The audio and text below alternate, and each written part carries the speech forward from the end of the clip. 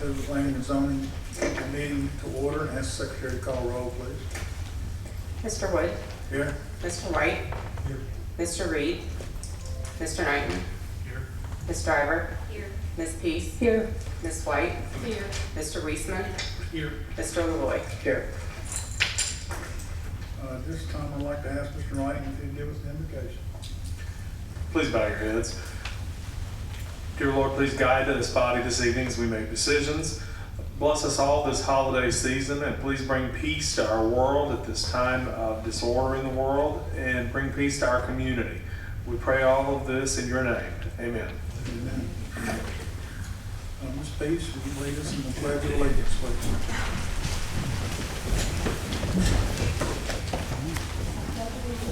To the flag of the United States of America and to the republic for which it stands, one nation, under God, indivisible, with liberty and justice for all.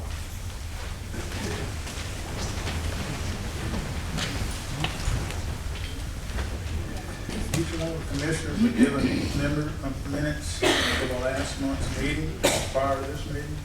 If there are no changes in the minutes, I'll entertain a motion to approve as they are written. Mr. Chair, I move to approve the meeting minutes from the previous planning and zoning meeting. I don't remember that. Motion, do I have a second? Second. Motion second. All in favor say aye. Aye. Those opposed, nay.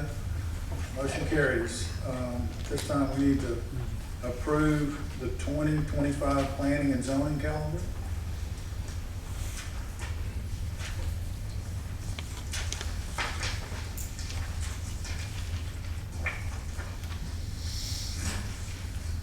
So before we approve this, I haven't had the opportunity, but have you had the opportunity to look and make sure that we're not, it's not going to be a Veterans Day or something like that? That we're Correct. There are no conflicting meeting dates with holidays. Okay.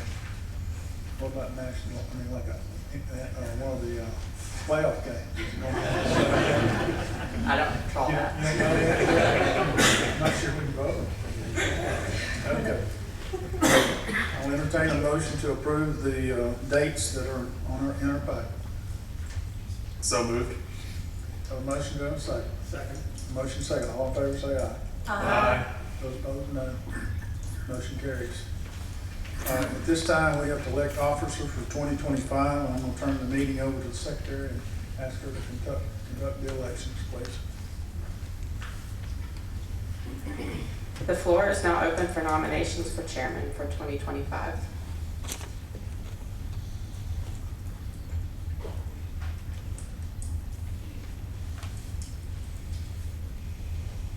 I'd like to nominate Mike for chairman. Continue.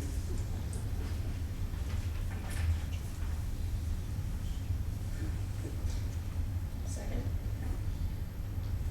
Are there any other nominations?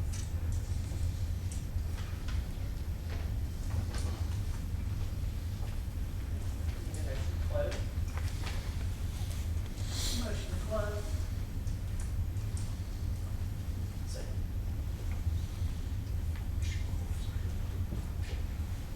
All in favor, say aye. Aye. Aye. Any opposed? Like the record show, I abstain.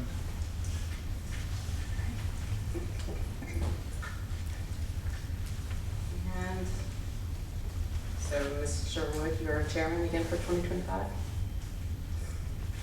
Yeah. Congratulations. You need to do the vice chair. Oh, I'm about to. Yeah. All right. The floor is now open for nominations for vice chair. Or woman. I nominate Jennifer Peace for vice chair, woman. All right. Second. Are there any other nominations? I need a nomination to close. A motion to close. Motion given to close. Second. Need a second. Second. All in favor for Jennifer Peace, say aye. Aye. Any opposed? I'd like the record to show that I abstained from that vote, please. Okay.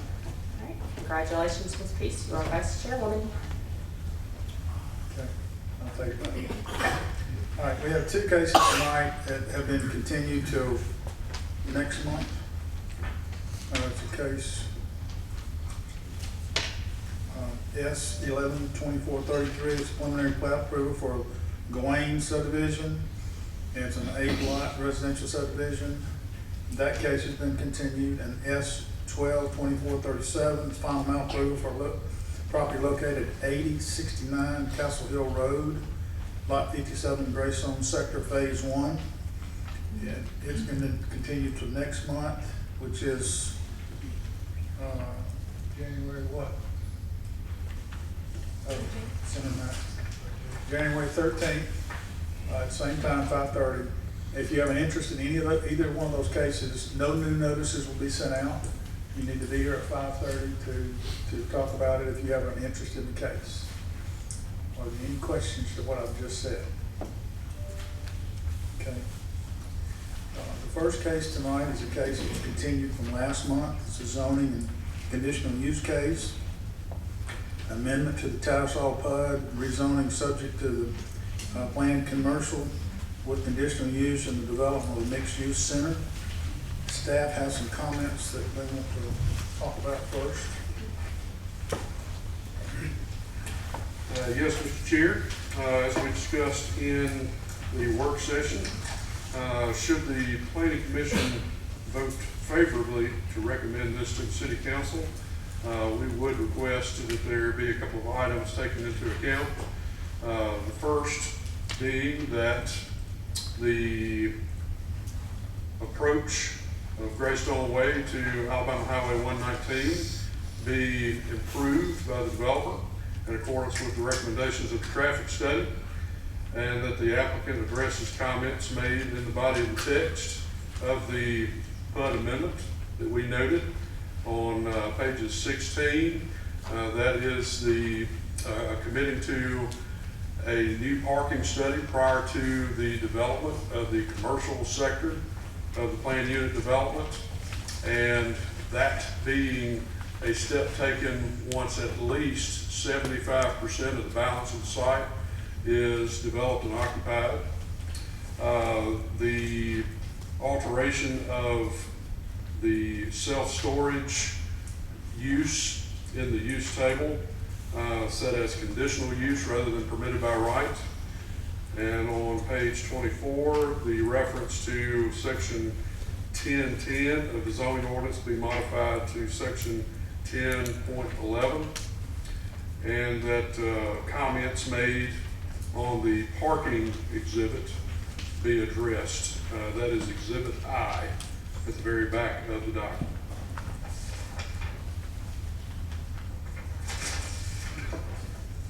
Okay. You got a developer here tonight? You come down and give us your name and address and tell us what you have in mind, please. Good evening. Yes, J. Page, 1 Mount Laurel Avenue, Suite 203, Birmingham, Alabama, 35242. Based on the discussions we had at the last planning and zoning meeting on October 14th, we asked for a continuance to the following meeting, and then we asked for an additional continuance so we could have some more meetings with residents. The three issues y'all have heard tonight was parking on site, which was a real comment from P&Z.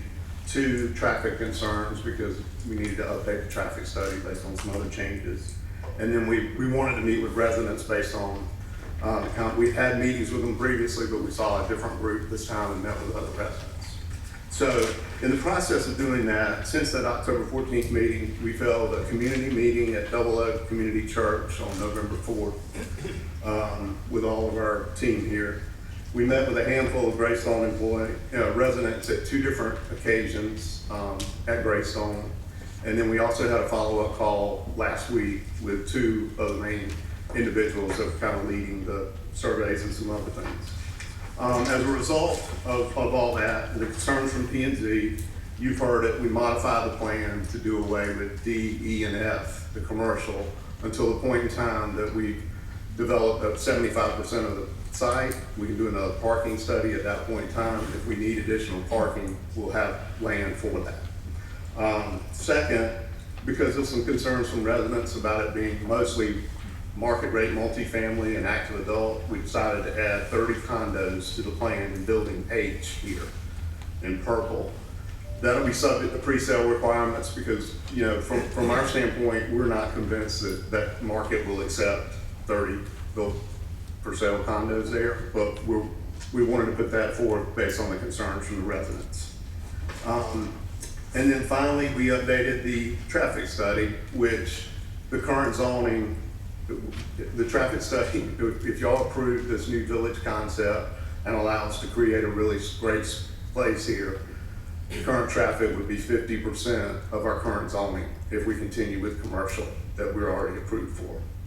And so I just want to thank everybody's time. We had some real good meetings with different community members here. We've made modifications to the plan. Our team's still excited about what we're putting forth tonight, and we think we can take the rest of Tattersall and do something really special. So I appreciate your time and thanks in advance. Okay. Wait, just. Other questions? Yeah, we got a few questions. Sure. Mike, you got a question?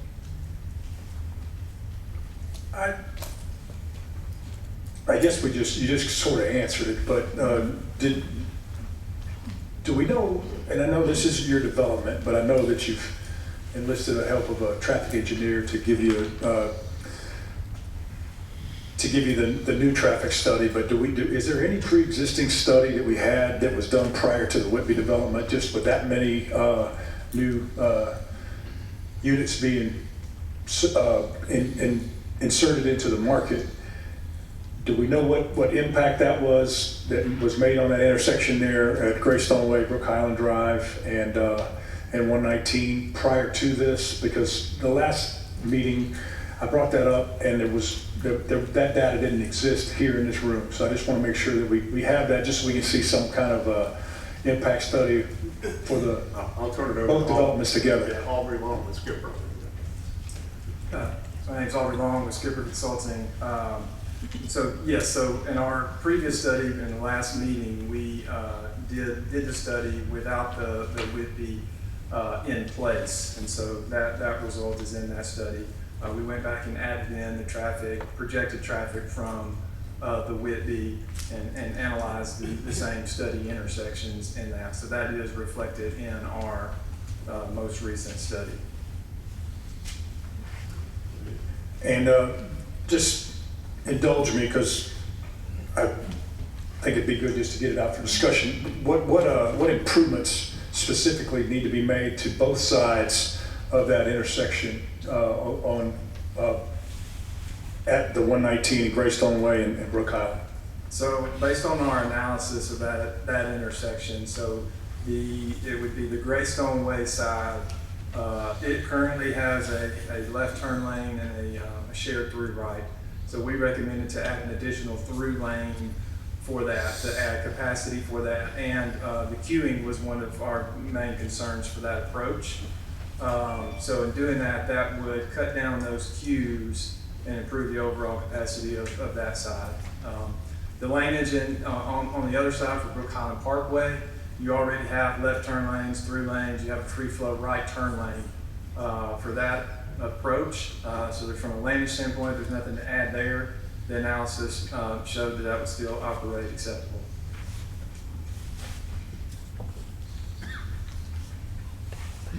That's good, thanks. Let's go back and talk about parking just for a minute, if you don't mind. So explain to me what a parking survey would encompass. I don't know that I've ever heard of it. A parking study just basically takes the entire development, studies it over the course of the 24-hour day to say the utilization rate of the parking on site, to analyze if you're adequately parked, overparked, underparked. Have you calculated how many parking places you can pick up by eliminating those three buildings? We did some rough math on that, and we think we can pick up 30 to 40 in those areas. And then in the far north, if you're picking up 22, you're talking about 50 to 65 additional parking spaces total. Okay. Okay. Any other questions? I have a question about parking. Can you speak to the parking exhibit that's in the packet? I did with some rough adding, and it doesn't look like the totals in the green box in the lower left match with if you add up the individual ones, but I might have missed something. So maybe I'll double check that, and if there's a discrepancy, can you explain? Well, I'll explain how we put it together. Okay, that'd be helpful. Yeah, so I think each one of these parcels individually was calculated for loads, and that's what you see in the restaurants or the hotel piece. And then there's kind of the number plus or minus, like are we underparked or overparked if this was actually a parcel. And then the street parking was left unassigned, essentially. So it's not attributed to any one of the parcels, but it kind of floats. So the idea is that where we're underparked, and you see that on the multifamily, the mixed use, and the hotel, that they are kind of closest into the core and would be like flexibly able to use the street parking as needed. So the idea is that it all works together. I will double check my numbers. I haven't heard that this evening.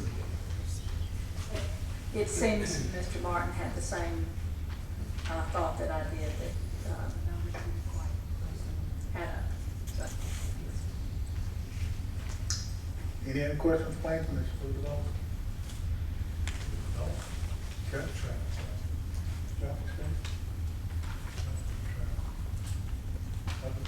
Okay, let's, I gotta believe there's a couple of people want to talk to us, to be honest.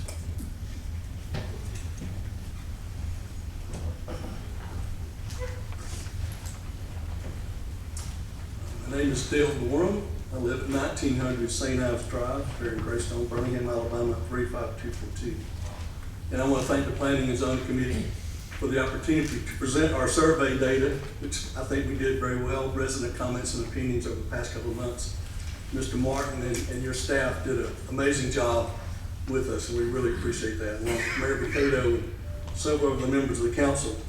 We'd also like to thank Mr. Page and Mr. Simon. They were fantastic help. They were generous with their time. They were very open with their opinions. We learned a lot about their goals for this and the goals that arise over at Knox Square. I lived in Birmingham over 4 decades of my life. I've witnessed firsthand a lot of communities like ours. We start out very nice and peaceful, and then it kind of starts to decline when you start letting development get close by and multifamily gets close by. And I lived in Inverness from 91 to 95, so I'm familiar with that, and also in Greystone since 1996. And it's becoming more evident even around us. We feel, and this is coming from comments that we get, that we just feel like there's an exponential growth of multifamily units on our side of town, and we just don't think it's sustainable. It's going to end up cannibalizing the communities around us, not just Greystone, the other communities.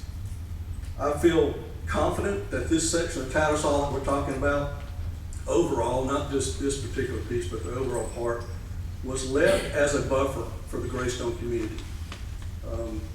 And we have been consistent with our, request to not change this zoning. We think that was in place for a reason. We're also in a tough area. We're Birmingham and Hoover and Jefferson, Shelby County. There's not a regional planning commission to kind of oversee all these issues. So it's been kind of tough. We don't feel like there's a strategy for what's going on around us. And unfortunately, we are taking out somewhat on this particular spot, but this was the battle that we had in front of us. We would have opposed Whitby had we known it was coming. That's a perfect example of, we didn't know what was going on downtown in Birmingham. That's 321 units. That's at least probably 300 additional cars, 600 trips a day. The studies will show that. Granted, it's on that side of the street, but eventually they will come across. And I got to tour the Whitby. I got to tour Knox Square. Amazing developments. Fantastic job that EBSCO's done there. There's no doubt in my mind that they are a first-class company. And again, I appreciate what they offer to us. And they have made some changes, but we realize we're we're a pretty good ways apart at this point.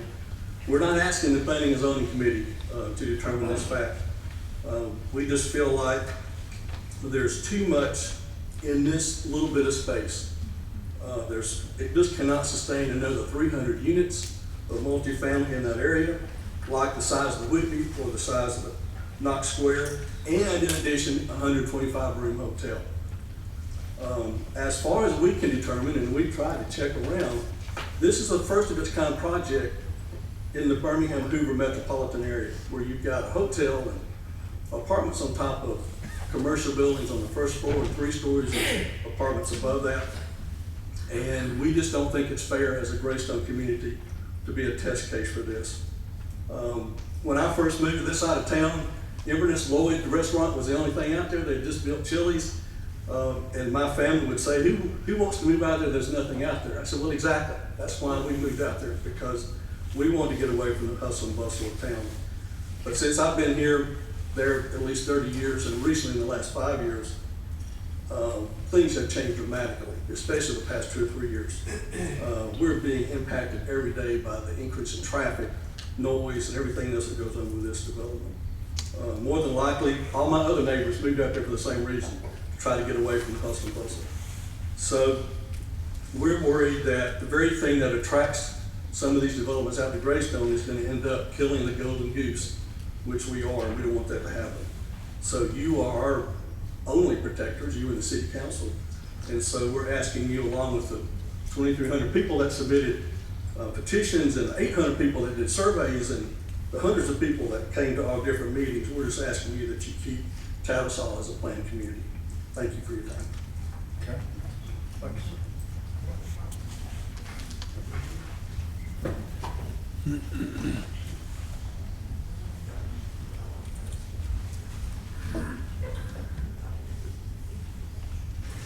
Thank you. My name is Ray Fitzpatrick. I live at 8034 Castle Hill Road in the city of Hoover in Greystone.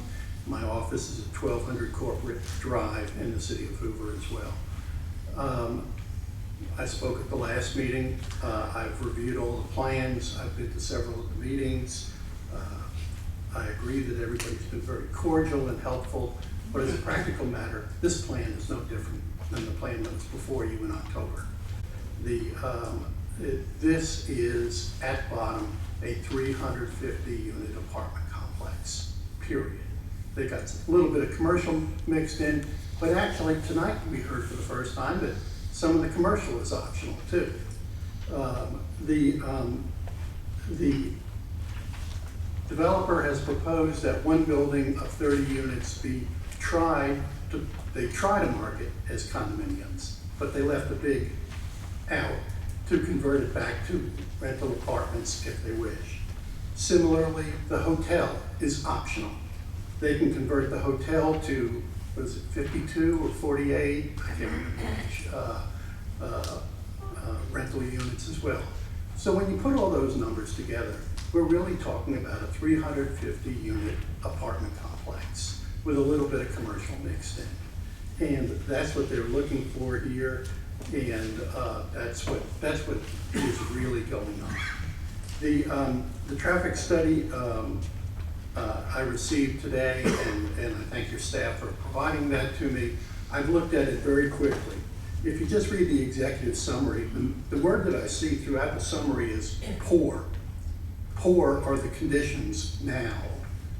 And as I see it, I don't see, they've got one suggested improvement of, I think, one additional lane on Greystone Way.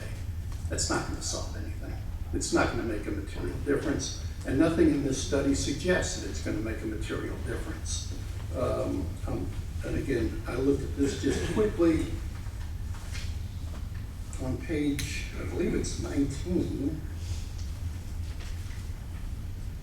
The final sentence, the westbound Greystone Way approach to State Route 119 would continue to experience heavy queues that exceed the storage length during the afternoon peak hour. That additional lane is not going to make any difference. It's a Band-Aid. The traffic study does not suggest that anything that's being proposed here is going to fix anything. This additional development is gonna make things much worse. There are references to the additions of Whitby in here, but all of the data that's attached to the study is dated from last August. So I think they must be making assumptions as to what the Whitby is going to contribute. I'm really not sure. I'm speaking on my own behalf, although I am a board member. I'm speaking on behalf of Larry Doherty, who's here, who's the president of the Greystone Board, although we're speaking on our own behalf, not as a vote of the board. The board has tried to be informative to the community, but not take a formal position as a board. Because really that's not the function of an HOA board. The function of the HOA board is to enforce the covenants, and that's what we view our job to be. But we do strongly believe that the agreements that were made with Daniel Corporation back in 1990 between Daniel Corporation and the city of Hoover, that this would be commercial, that this would be zoned commercial, should be respected and should be followed. No reason to change that 34 years later. Thank you. I've got a question for you. Yes, sir. You know, it appears to me that the biggest discussion, that the complaint from the Greystone folks was traffic. Right. And with this plan, it cuts the potential traffic that's gonna be out there in half. So I'm having a hard time understanding why you're opposed to this PUD so adamantly when it cuts your potential future traffic problem in half. I don't see that in the study at all. And I'm not an expert, but I don't see, We can only rely on what the experts say. Well, They've done, I don't. Skipper and them do a pretty good job. They come here all the time. If there's a sentence in here that says that this is going to cut it in Okay. half, I'd like to see it. So if that is a true statement, would you be in favor of this PUD? Because it's cutting, I mean, the biggest complaint I've heard is traffic. And I get it. You know, traffic out 280 way is a very difficult thing, but if you're cutting the potential future traffic in half, why is that not a good thing for you instead of a bad thing? But in half from what? If they build high-density commercial that's 5 stories tall? No. Or if they build it out the way the rest of Tattersall is built out? I can't imagine that this would cut traffic in half. They should just complete Tattersall the way it You is. didn't answer my question. If it cuts it in half, would you be in favor of it? I'd have to see the whole thing in context before I agree to that statement. I figured you wouldn't answer that question. Well, I'm not gonna answer a question when I You're don't. too good of a lawyer to answer that when I question, don't- aren't you? I'm not gonna answer a question when I don't know all the facts behind the question. So, Thank you, sir. thank you. Yes, ma'am.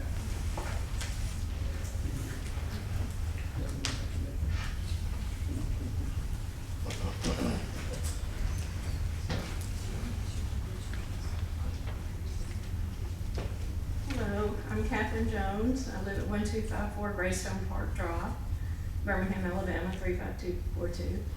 And I went to the meeting at the church, and the first display they had up there, I think was the original plan they had for Tattersall. And included in that plan were all the parking places that were in the plan. The other plans have no parking places drawn. And I went to another plan and I said, where are the people who are staying in the hotel gonna park?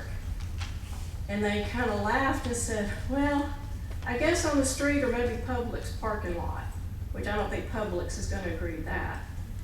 But there are no plans for the hotel people, and I don't think they're gonna wanna put them all over at Pet Paradise to park and walk all the way over to a hotel. So I don't think there's enough parking for what they have in this plan. And my one comment was, I'd like to see all the parking places drawn out so we can count them and see where the parking is gonna be like they had on the first original plan. Okay, we'll ask them that question. We'll ask them after you hear all. Okay.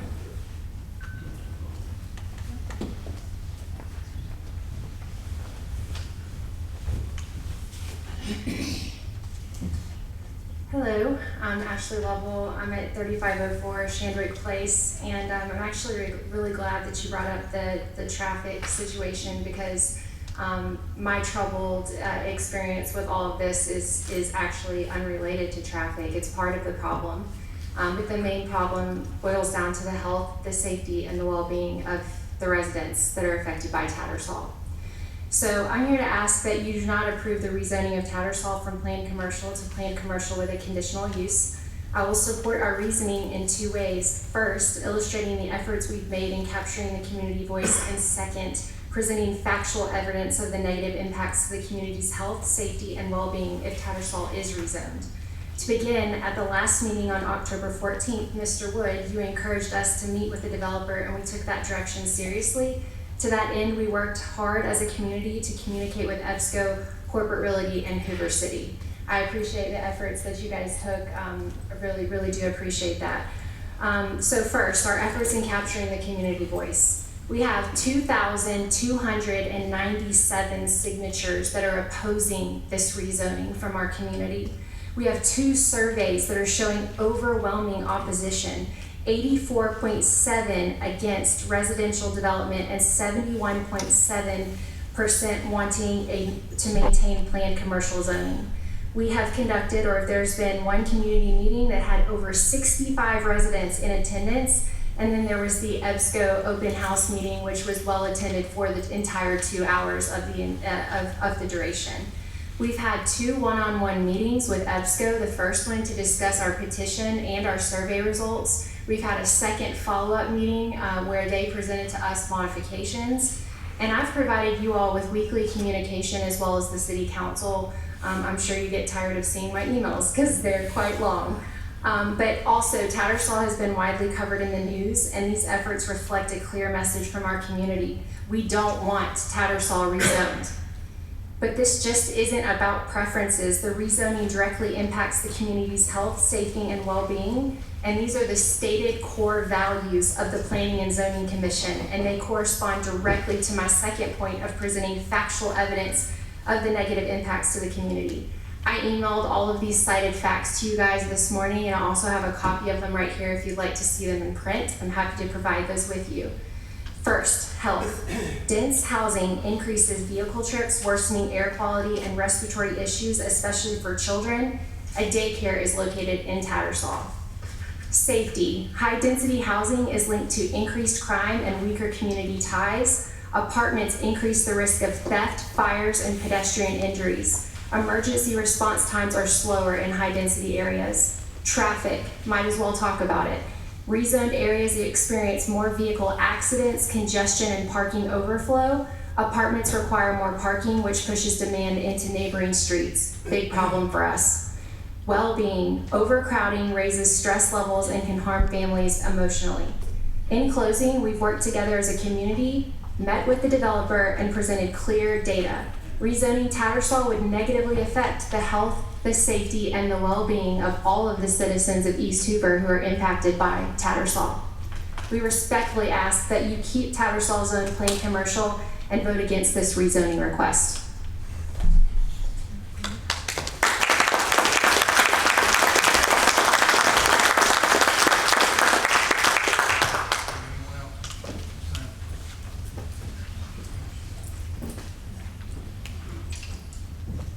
Good evening. My name's Denise Weaver, and I live at 2576 Magnolia Place, Birmingham 35242.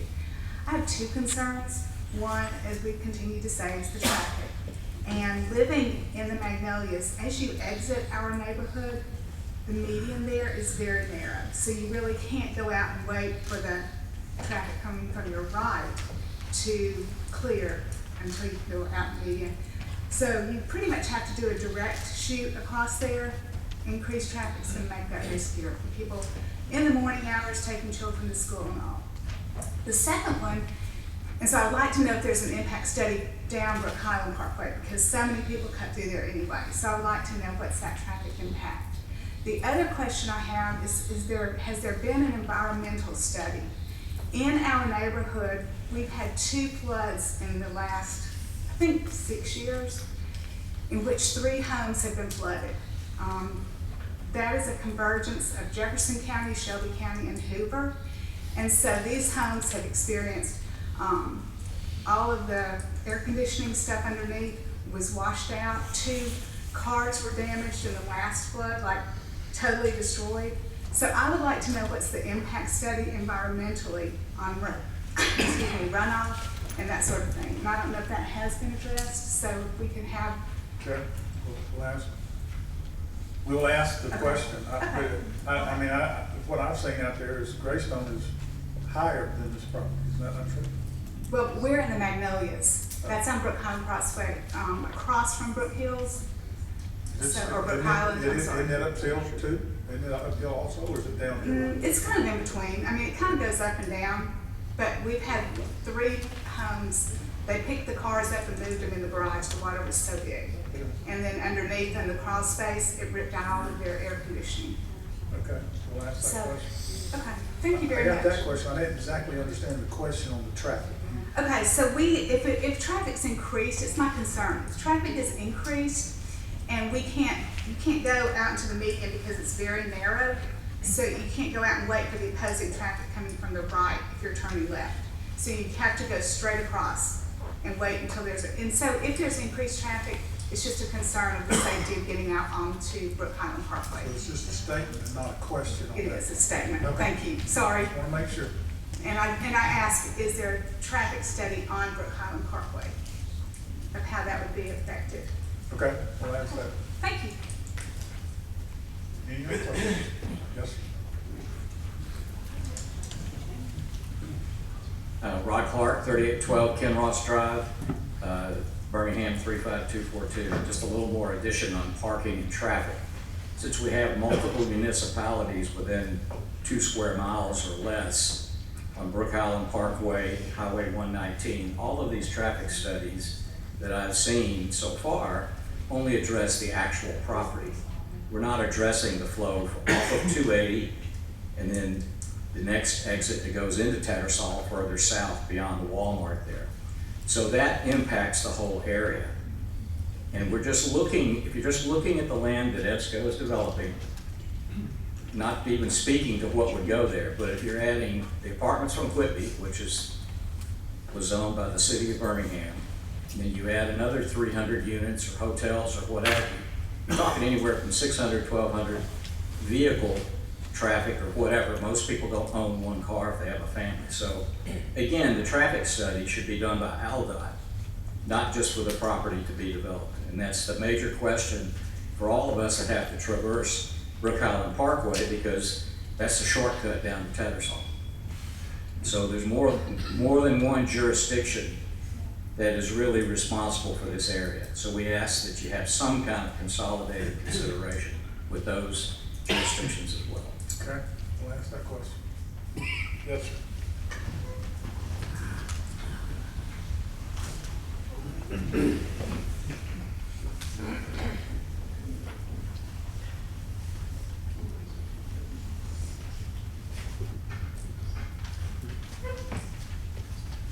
Philip Bernstein, 1269 Greystone Park Drive, Hoover, 35242. I first of all want to apologize for interrupting the meeting. This is the first one I've attended. And my question that I was going to ask was the traffic study of the Whitby, whether it was included or not, which was answered. But I want to know if any of y'all have been on the corner of 119 and Greystone Way at 7 o'clock in the morning or 4:30 in the afternoon and seen the traffic. My wife and I to Leeds the other day at 5:30. It took us over 30 minutes to get to Grants Mill Road. And I just, with the Whitby only, I think a couple, maybe 50 or possibly units that are available. I think 1.5 cars per unit. Usually you've got a husband or a wife or whatever. There are 2 additional developments down 119. One is for leasing, the other is buying. There's another development that is planned on the corner of 119 and Grants Mill Road. I don't see how the traffic study says it's going to be cut in half by 50%, but I would ask y'all to go out there at 7 o'clock in the morning or 4:30 to 6 o'clock at night and look at the traffic and see how it's not going to be but a problem. Thank you. Let me explain. Maybe I didn't make myself clear as far as cutting in half. What we're talking about in cutting in half is what is already approved on the books, what they could go build by just going and getting a permit at City Hall. If they went and built whatever's on the books, the proposal they're showing tonight is going to be half of the traffic that they could go build today. I just want to make sure you understood that. You don't understand it? Are you saying it's all one motion? We're not able to discuss it. You want to say something?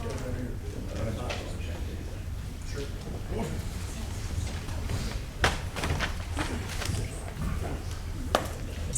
Hello, I'm Susan DeBose. I'm also a representative for this area down in Montgomery, but I'm speaking today as a homeowner in Greystone. I live at 5378 Greystone Way. I'm 9 houses down from this development on the right. And I wanted to give y'all a little bit of historical perspective that you may not know about. I don't know how long y'all have all been on the zoning committee, but starting about 4 years ago, Mayor Frank Mercado and John Lyda came to us at Greystone to have a meeting about proposed multifamily opportunities. That was when Capstone was coming in. So we had at least 2 meetings where I was present.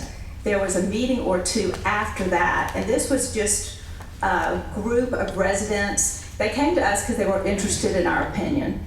And we were consistent at every meeting in saying that we were not in favor of multifamily rental.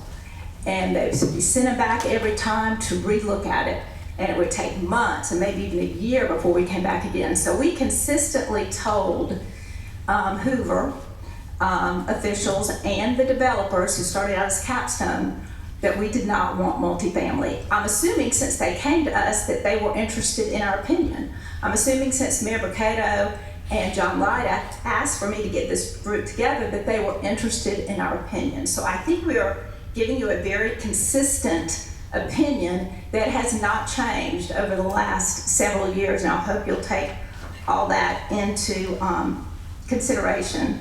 And then one other thing I wanted to mention, and again, I am not a traffic expert, but I did talk to former Representative Mike Shaw, who was formerly head of this planning committee. I think he said he was on the committee for 6 years. And I asked him about this. I said, what is it how can it be that multifamily housing creates less traffic than commercial?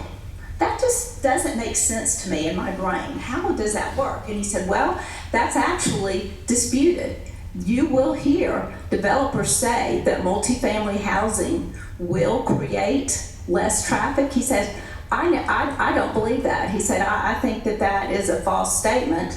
And when I analyzed those, I always considered that the multifamily housing was going to create more traffic. So I don't think that that's a given. I think that is a statement that's made, but I don't think all experts consider that to be a given. So anyway, I hope this gives you some food for thought, and you will include that into your consideration. Thank you.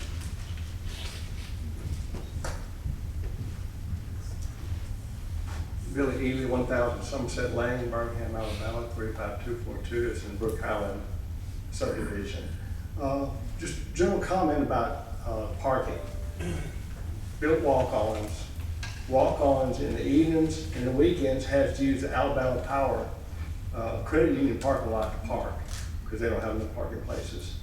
So it's sort of, is that going to roll down here with this? The other thing is, my concern has been there about 20 years. It's been a lot of growth. 119, Selling Big, all different apartment complexes. Has anybody looked at sewer and water in that area? I'm sorry? Has anybody looked at sewer and water availability?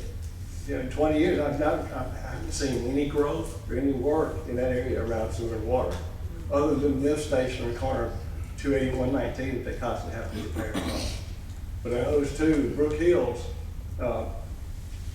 church, always run sprinklers out on the grass. But the last couple of years, or last year, when they turned sprinklers on, you see just one little squirt out of the sprinkler. So they use water pressure. But yeah, so, yeah, a lot of growth. Last developer. What's going on with the water and sewer? You know, it would be his responsibility to get his own water and sewer. I'm sure he's investigated that. We'll ask him.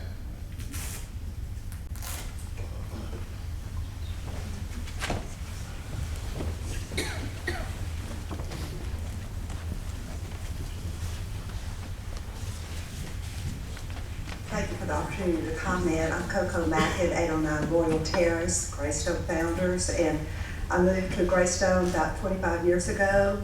Love Hoover, moved from Crestline, and really enjoyed living here. But you know, I got out in the car one day and I thought, well, I need to join this effort, and so I just sort of drove down 119 and went to the apartments to ask, you know, well, how many units do you have? Now, some of them wouldn't tell me the occupancy rate. And so, but I did go to one, and she was happy to share all kinds of information with me. And no one tonight has talked about that there are 1,122 apartments from 280 all the way down 119 before you even get to the Legacy Greystone entrance. And I was shocked. And so then I got the occupancy rates, and the Whitby, I drove out there today and got the numbers. The Whitby, which hasn't been open very long, is at 32%, so they've grown a little bit.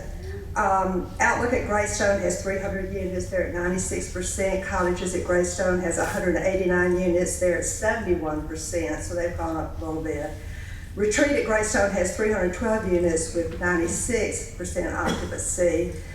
But the weighted average of these 1,122 apartments right now today is 72%. And I would love to rent a van, a bus, and take all of you down 119. I'm not too concerned about the intersections, it's just getting down 119. I mean, it is turning into a 280 parking lot. And even on Sundays, you know, it's even hard to go to church on Sundays. If you leave, I go to St. Mark's and you leave, if you talk too much after church, it's going to take you a good while to get down to 119 back to Greystone. So the whole area has really grown, which has been, you know, good for Hoover. Now, if I was a developer like EBSCO, yes, I would put in apartments because you can make a lot of money off of apartments. And I'm sure there are young people and people of all ages that need an apartment. But we're just concerned about the traffic, the quality of life, and my greatest fear is that one day we're going to wake up and we're going to have to call Shelby County, Jefferson County, City of Hoover, City of Birmingham, and the state of Alabama to widen 119. And how long is that going to take? My dream for Tattersall has always been, why can't we create an English village? Why can't we create a Crestline village? If you look at what's happening out there, I can't think of the community, that's why I'm retired. But in Trustful, you look at the entertainment district in Trustful. You know, I apologize, I've never been out there, but it sounds awesome. But, you know, we just want quality of life at Tattersall. We don't want increased congestion and increased traffic. And thank you for the opportunity to express my concerns. Yes, ma'am. Anybody have any new information to add?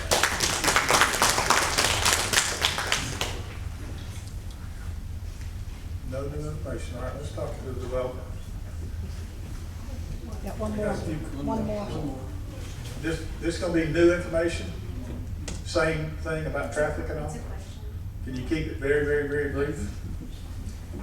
My name is Rachel Etheridge Contorno. I live in Meadowbrook and I am a substitute teacher for Hoover City Schools. And I was wondering with the proposed apartments, what schools they would be zoned for and if we've considered if the school systems can handle influx of students, etc.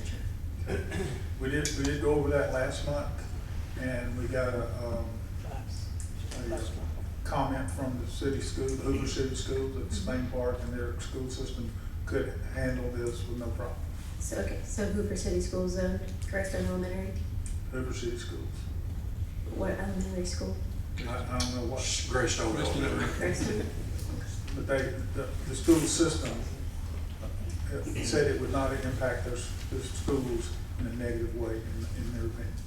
Okay. Is that correct, Clay? That's correct. There's capacity, Greystone Elementary, all the way through Spade Park to accommodate. Okay, that answers your question, good, got that one answered. All right, anybody have any new information? New? Next thing, I find it hard to believe that you got new information, you just want to get up there, don't you? Y'all know me too well. We're gonna put you on the clock, you got 3 minutes. 3 minutes. 3 minutes. Mr. Martin's gonna run the clock. I I don't trust mine. No. My name is Mary Sue Ludwig, and I have a new address in Greystone. That's how much I care for Greystone. I live at 529 St. Laurent Way. I have been in Greystone for 33 years. I came with the dirt. Anyway, we have fought this project for almost 25 years. First of all, someone mentioned about flooding. Tattersall is in a flood zone. Lee Branch comes behind it and goes down back of Greystone. So I don't know if they're talking about using flood zone property to park. Do y'all allow that? I don't know. You can park in it. Secondly, there is a land use plan for Highway 119 from 280 to Lake Purdy. It was done by Shelby County, and I had the pleasure of representing the landowners on that committee. The land use plan took out tons of apartments and proposed that we use that land for commercial. That plan, I have a copy of it. I have presented it to the city of Birmingham. Birmingham didn't care. But there is a land use plan for that area if anybody's interested. The proposal back when we fought this before was that what they were proposing was too dense for the amount of land that was there. And somewhere in the code in Hoover, if it hasn't been changed lately, is a clause in there that for every development that comes along, and I don't know if it differentiates between residential and commercial, but for every foot that was, or every area that was built, that there had to be equal amount of green space. They are utilizing every piece of green space there for parking or building something. And I don't know, maybe Mr. Martin could tell me, does that still stand in the code? No, ma'am, it does not. As far as I know, it's never been the code. You gotta give up. Well, I don't know where I got that from, but I didn't dream it. Anyway, the whole proposal is an abomination to that area. And as Coco Mackin said, if you go down there and look at all of those apartments, you would be stunned, and I do not know how many of them are occupied. And a lot of the things that we've heard tonight here from EBSCO is assumptions. They don't really know the answers. They are assuming. And I, for one, I would like to see this finally put to rest. 33 years of my time has been spent on this property. Okay, thank you for your time.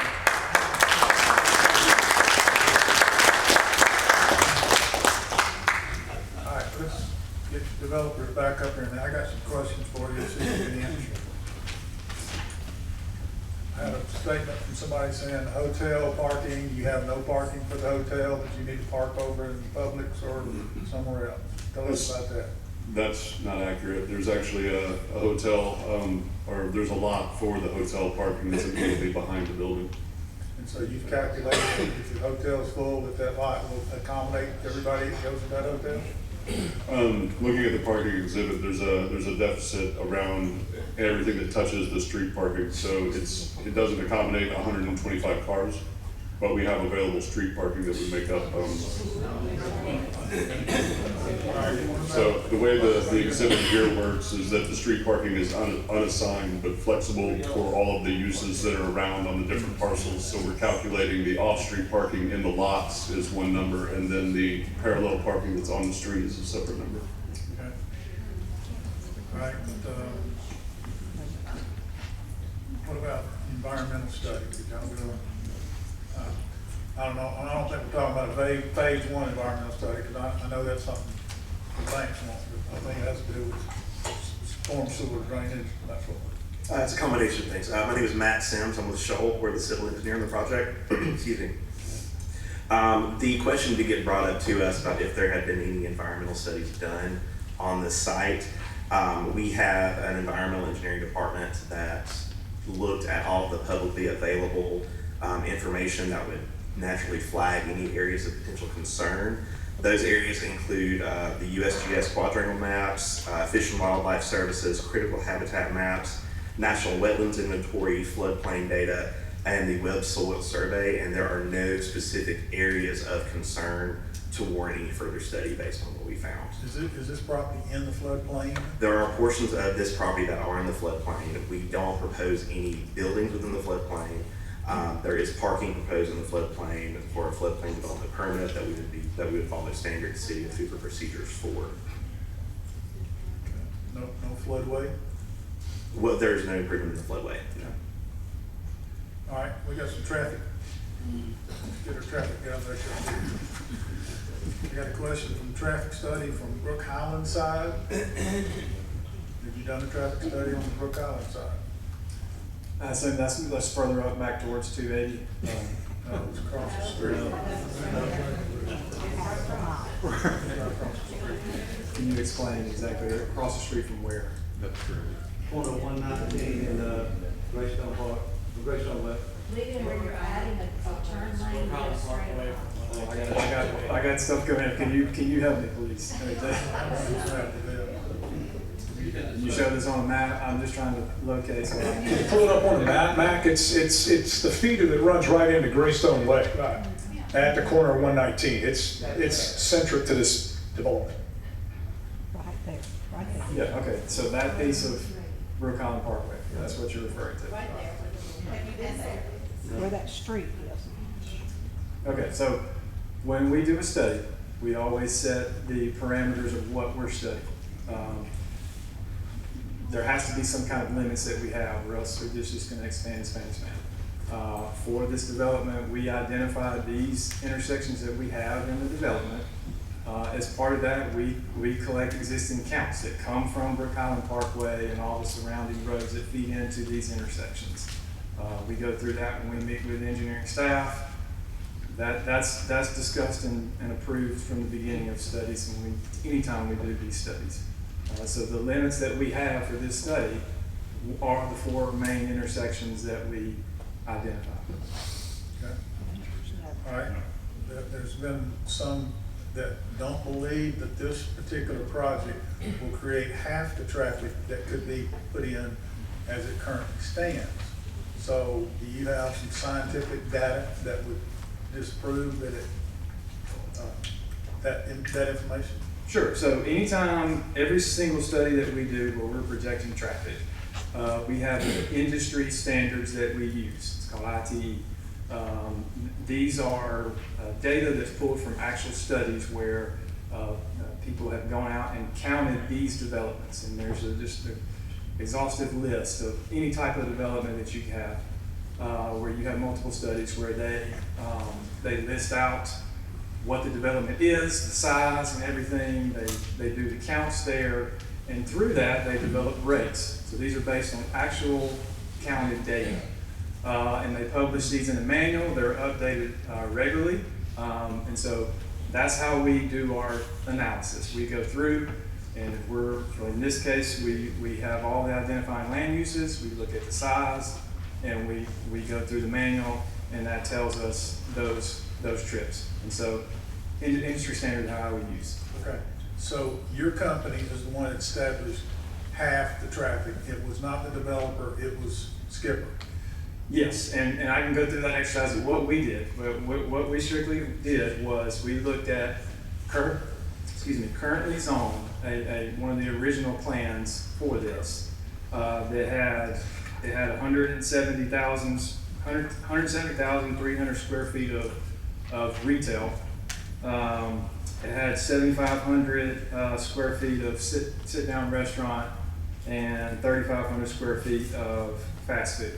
And so, same thing, we go to manuals, we put that out, it looks in the morning, peak periods, and the afternoon peak periods, total trips in and out. So we did that for the existing, compared that to what the actual proposed plan was, and same thing, just lay it out and just see the difference. And that's what the numbers show. Okay. So what could be proposed, how exactly did you determine the square footages of the building? I mean, you might could skew the numbers if you skewed those numbers. Do you follow what I'm saying? Well, we followed the plan that had listed, so it actually showed the building footprints and what those square footages Okay, so you were. went on the footprints of what the plans that would have been approved was showing? Yes, sir. All right. The only, I don't think this question for you, the only other question I had that was asked was water and sewer. I guess you guys have determined that you got enough pressure, you got enough water, you got commitments, and you got sewer capacity. That is correct. We do have letters of availability from Alabama Water Utilities, formerly known as Southwest Water, for sewer availability, as well as Shelby County Water for water service. Both of those companies have told us there is sufficient pressure, flow, capacity, all the things that we need in order to develop this site. Thank you. Any questions? Anybody? This is a question maybe for Matt. Can you show us or tell us which of the parking areas on the map are in the floodplain?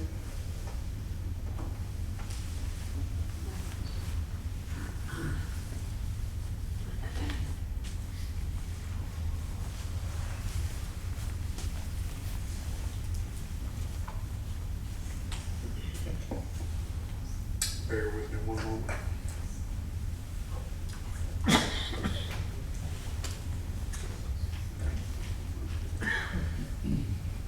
Mr. Driver, for what it's worth, you can actually build buildings in the floodplain.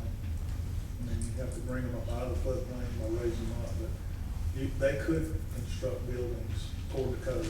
I understand. I am concerned about the residential being underparked in general, and I want to know if the residential parking for the proposed residential areas is in the floodplain.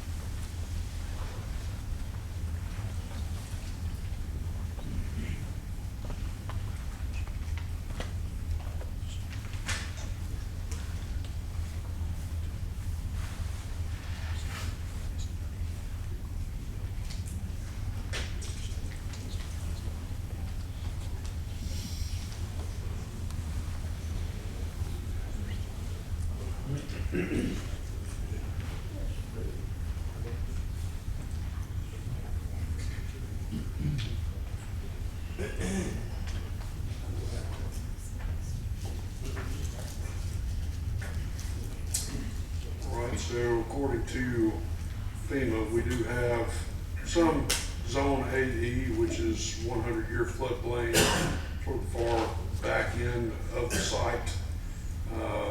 Looks like it extends to the existing detention areas on the site, and that correlates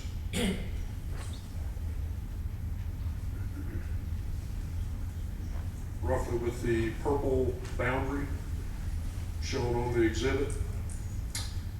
The floodway is indicated in the blue, which has no improvements in it. Zone AE does have some parking, and at least appears like there are some structural elements within that AE area. Is that the parking associated with the 55 up living? It is, which I will note, as Chairman Wood did point out accurately, you are able to build structures within the 100-year floodplain so long as they are built up to 2 feet above the base flood elevation. Is the parking required to be elevated though? It is not.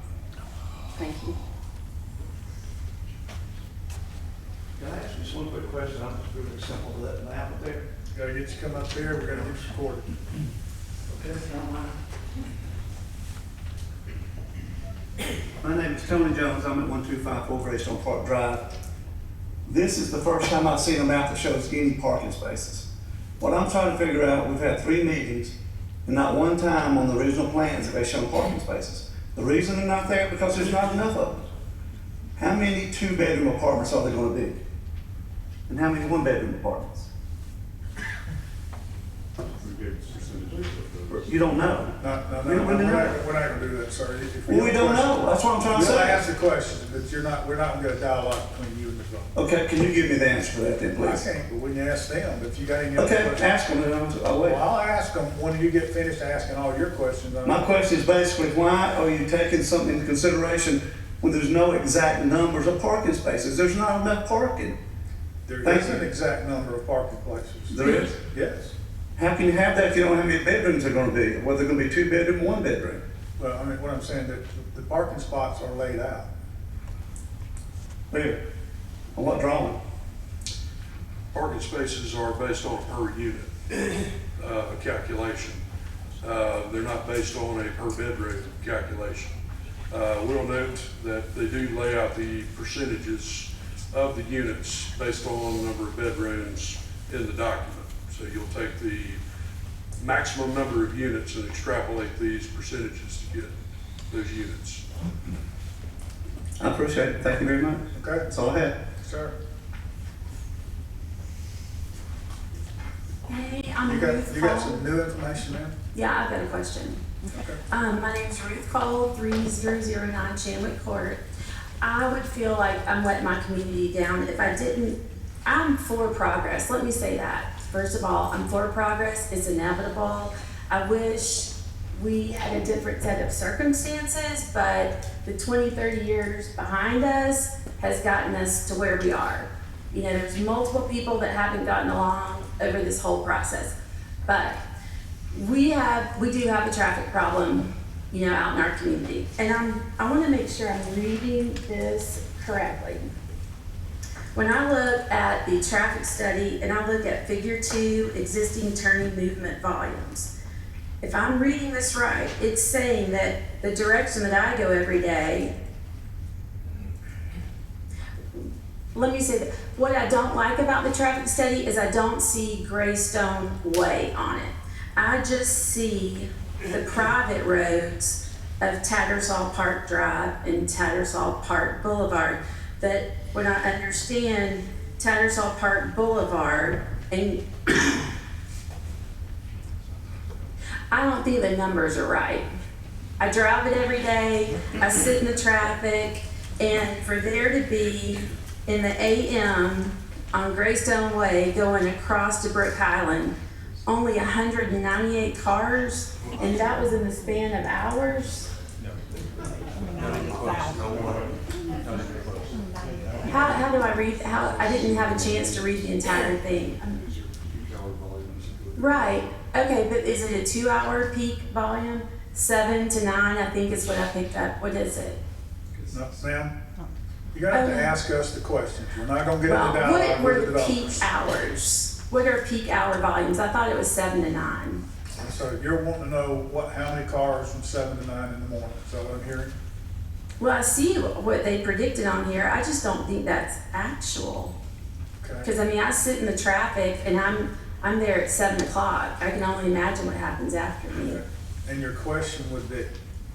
Well, don't be so rude. I'm just trying to I'm not ask. trying to We be rude, have ma'am. a traffic I problem. don't understand your question. Well, we have a traffic problem at Brook Highland Parkway, Greystone Way, where they encounter 119. We have another traffic problem for our neighborhood at the Legacy entrance on down 119.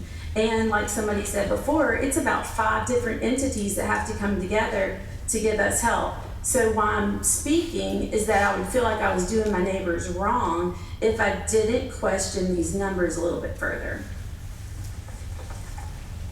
Okay, again, respectfully, what is your question? How were the numbers obtained exactly, specifically? What are the hours they were obtained? It was one day, I noticed it was August 15th. That's a legitimate date because school was back in section and things should have been, normal. But I just was wondering a little bit more data about that. Ms. White is an expert. Ma'am, let me make sure, I think that I hear you asking, if you're looking at the figure, are the numbers for a 1-hour period, a 2-hour period, a 3-hour period? Is that your question? What Just is any the interval period. of time represented by the Yeah. number? Okay. Is it 7 to 9? You can get that. What did they, okay, thank you. Any other questions from the planning commission? All right, let's talk about traffic again. Let's get up here and answer her question, please. Yes, so every time when we do the study, we look at commuter peaks. So in the morning, that's from 7 a.m. to 9 a.m. In the afternoon, it's from 4 p.m. to 6 p.m. So we have people that go out and sit there and they count every single movement that's there during that whole 2-hour period. When we do the analysis, we look at those counts over that period and we pick the peak hour. That could be from 7 to 8, it could be 7:30 to 8:30, right? So we look at it because it's broken into 15-minute intervals throughout that 2-hour period. And so we always look to do a typical weekday. We always want to make sure if there's schools nearby that we're counting to try to get as normal conditions as possible. So those are actually hard counts for that day. So, Mr. Long, is it fair to say that figure 2 that is displayed is a representation of the 4 consecutive 15-minute intervals that produced the highest volume of traffic between 7 and 9 a.m. or between 4 and 6 p.m.? Yeah, that's correct.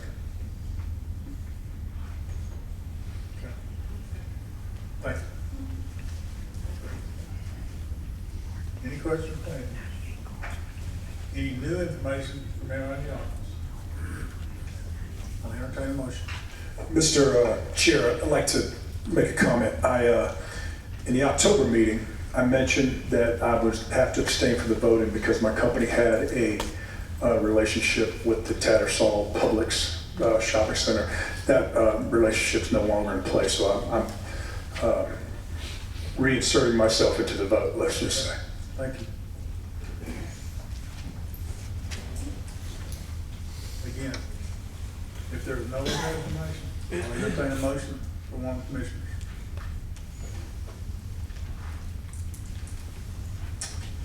I'll make a motion to approve the case as submitted in keeping with staff requirements. Okay, I have a motion, do I have a second?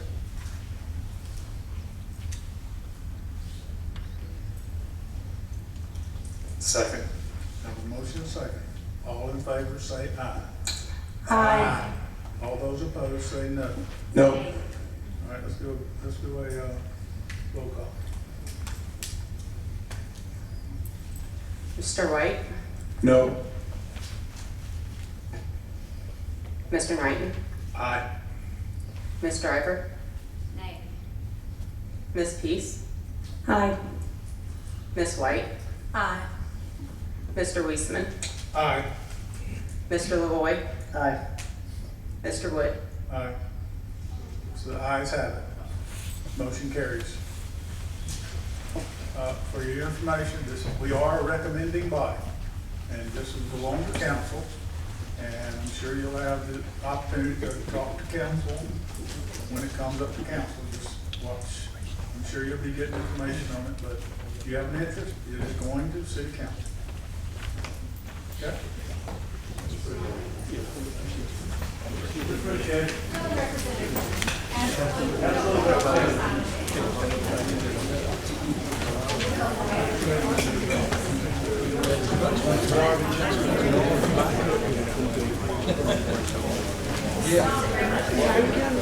I'm doing great. How about you? Good job. Great job. Where's brother? Hey, David, we'll beat you a nice ball. There you go. Can y'all please take your conversations outside, please? Let's do it. Yeah, we're bothering now. Let's go outside. Okay.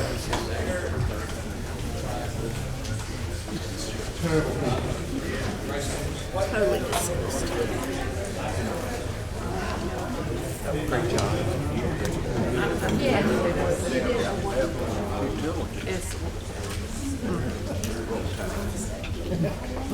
Anyway. The add-in apartments. You knew that was coming. We can get it. We can get it at that next step of the way. You know what? They were voted in. The other than Khristy, she voted the way. She gets to vote again.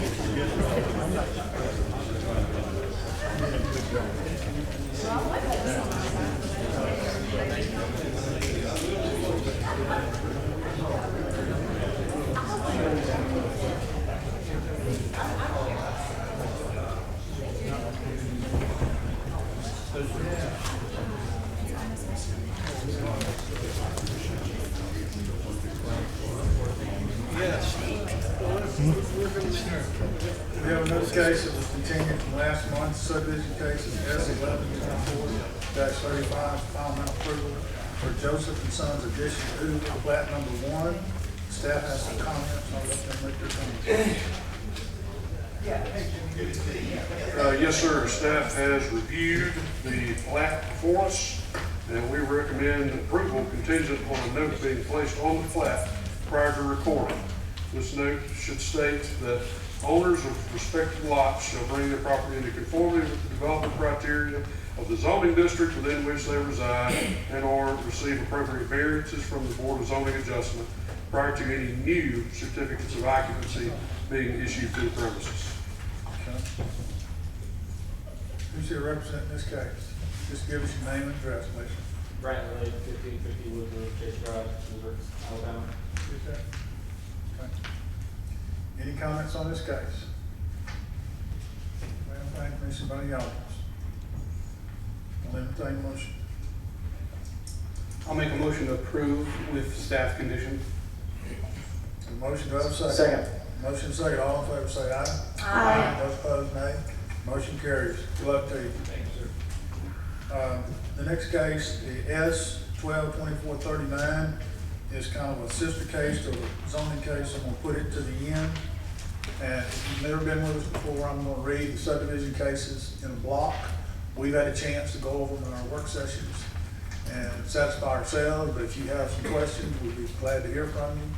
So if I've read the case and you have a question, raise your hand and we'll move it to the end of the agenda. Otherwise, we'll vote on it as a block of all that I read. Any questions? Okay. First case tonight is S-12-2440. It's a final map approval for the Black Ridge South Phase 10 resurvey number 1, located at the intersection of Swan Lane and Gable Way in Black Ridge.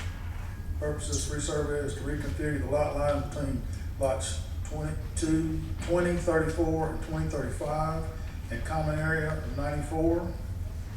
Staff recommends approval. Who's here representing this case? Bob Easley. Back here hiding, aren't you? Any comments on this case? Next case is S 2441, it's final map approval for Everly Phase 4, Sector 2, Lot M1, purpose of resurvey is to create one new multifamily lot for the subdivision and acreage. Staff recommends approval. Who's representing this case? Bob Easley. Mr. Easley, any comments on this case from anybody in the audience? Anybody on the planning commission? All right, the next one is S 122442, final map approval for the foothills of Black Ridge Phase 3A in Black Ridge. Purposes resurvey is to create 10 new residential lots from the subdivision of acreage. Staff recommends approval. Who's your representing this case? Bob Easley. Any comments on this case? Last one we have is S 122443, final map approval for the Everly Phase 5A located at Everly. The purpose of this plat is to create 58 lots and 4 common area lots from the subdivision of acreage. Staff recommends contingent on the provision that the bond amount is $372,700 for the work to be completed. Who's representing this case? Bob Easley.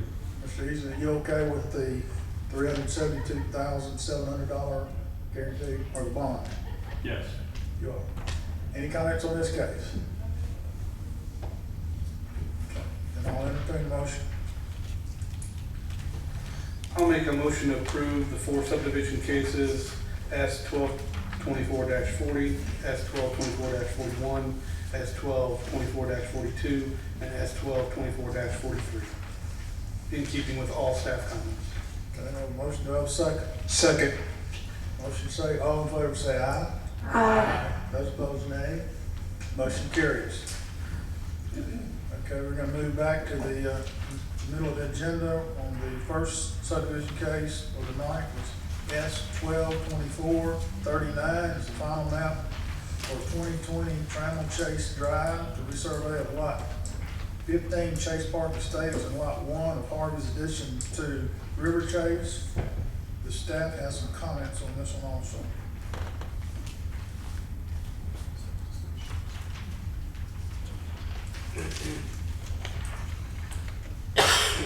Yes, reviewed this particular plat, and we make a recommendation of approval contingent on the following: that the approval of zoning case Z 1224-15 also be approved, and secondly, receipt of the final Mylar with Shelby County Health Department signature affixed thereon. Okay, so it has to have the zoning approval for this to be approved. That's correct. Okay. Any questions on this? Anybody in the audience? Anybody in the back? I'll entertain a motion.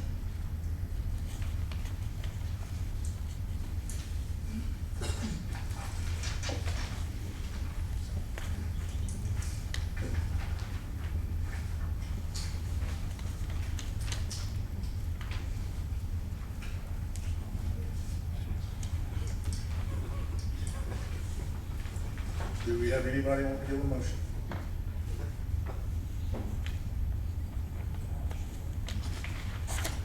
I guess my question to this is why would we not try to approve the zoning side of this since the subdivision side is contingent upon the approval of the zoning?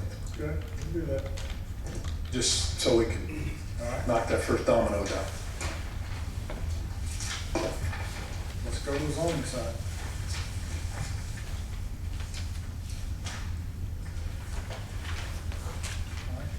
This case is Z 122415, a zoning change of a property located at 2020 Trammell Chase Drive from E1 to R1. Staff has some comments they want to make. Yes, Mr. Chair, we've reviewed the application, and to the Planning Commission offer a recommendation to the council to approve it.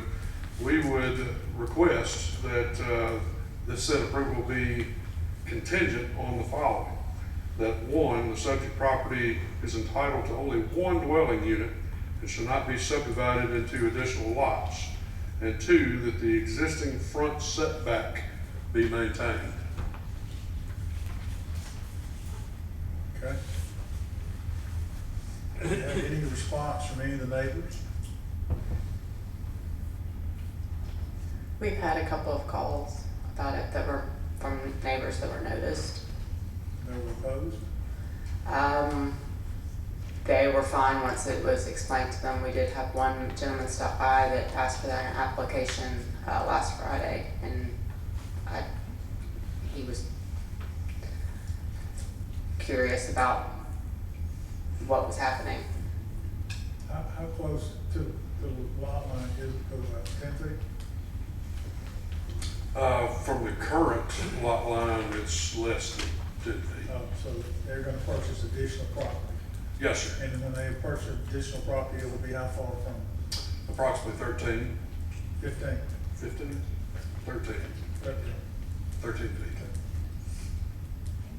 And that homeowner does not have any problem. Come on back. I need you to get you recorded. Okay.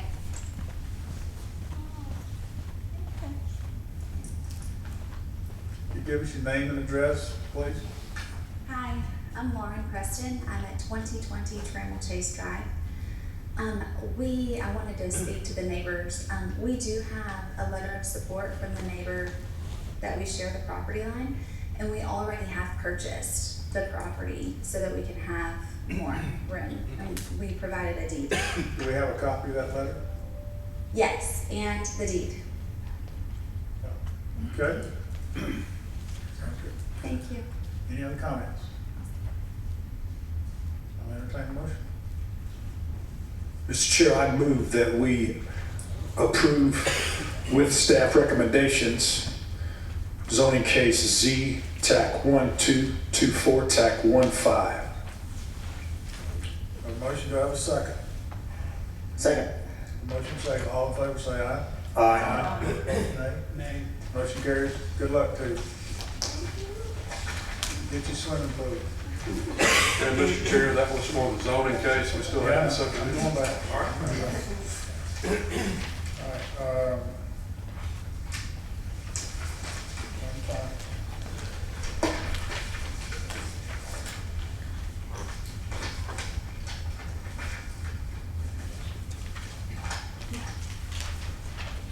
Yes, 12/24/39? Yes, sir. All right, so the final map approval for 2020 Trammell Chase Drive, resurvey of lot 15, Chase Park State, lot 1, part of this addition to River Chase. The final Mylar, Shelby County Health Department signature, need a signature. Okay. Yes, sir. And the zoning is still pending city council approval. Yeah, that's true. Do I have a motion?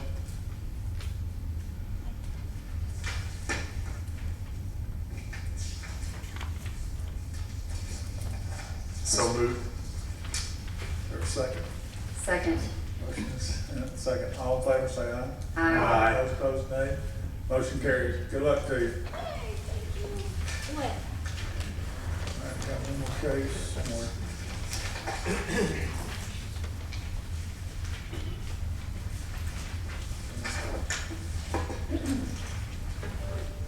I've been chasing me all over this agenda tonight. Trying to see if I was on my toes. We did. All right, this is C 12/2409, conditional use approval.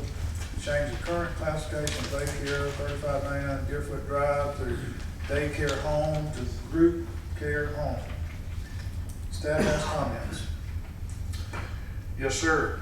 We have reviewed the case and we would recommend approval contingent on the following: that all of the upgrades outlined in the application be successfully completed and inspected prior to the increase in number of students being allowed to occupy the building. And number 2, no pickup or drop-off service to be provided on Atkins Trim Boulevard. Okay. Any comments from anybody? We heard from any of the neighbors on this as well? We have not. I'll I'll entertain a motion.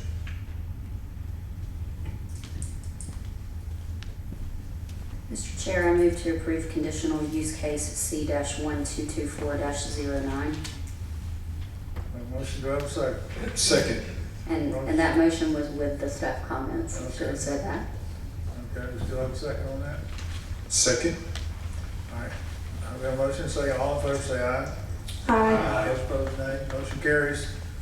Aren't you sad that you got on the last of the agenda tonight? You need to get your stuff in earlier next time. You don't have to sit there for 2 hours. We're adjourned.